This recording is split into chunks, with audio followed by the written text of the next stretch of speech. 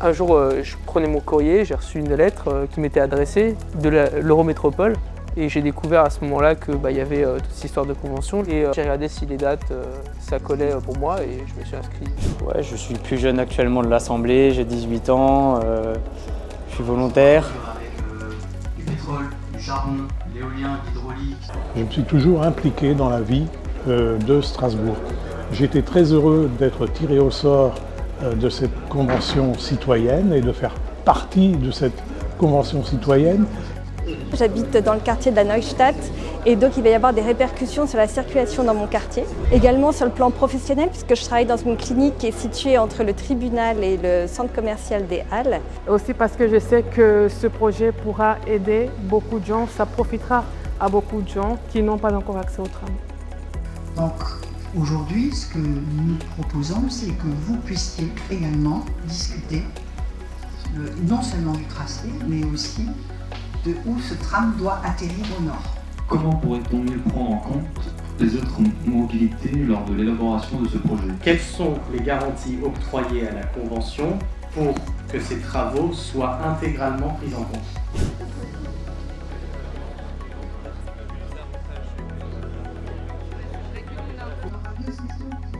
Pour l'instant, ça se passe bien. C'est toujours un peu intimidant. J'aurais aimé que ce soit un peu plus long, qu'on puisse un peu plus discuter. Mais j'ai l'impression qu'on nous laisse la place de réfléchir. Je trouve que l'aspect personnel qui est, donc le vécu de chacun n'est pas assez pris en compte.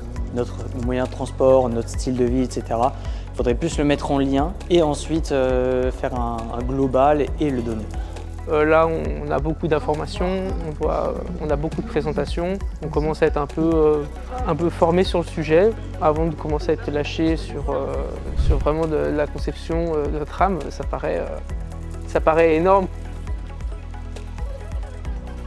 Des post-it à chaque table.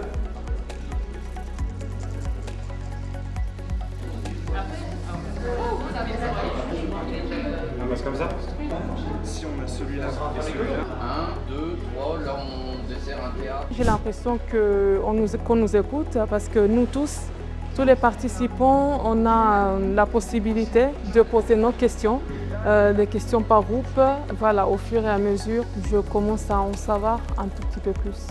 Alors, au début, bien sûr, on était tous figés à s'observer les uns les autres. Et puis là, j'ai l'impression que la mayonnaise commence à prendre et on parle de nos expériences particulières. Et on va essayer de trouver un intérêt commun à cette circulation du tram. Et je pense qu'on a besoin aussi des personnes un peu comme moi qui ont une certaine neutralité, qui ne sont pas pour, qui ne sont pas contre définitivement. Les transports en commun, l'organisation de la ville, le tram font partie du cadre de vie et peut-être détermineront le cadre de vie de mes enfants, de mes petits-enfants. J'ai l'impression qu'on va réussir à faire quelque chose.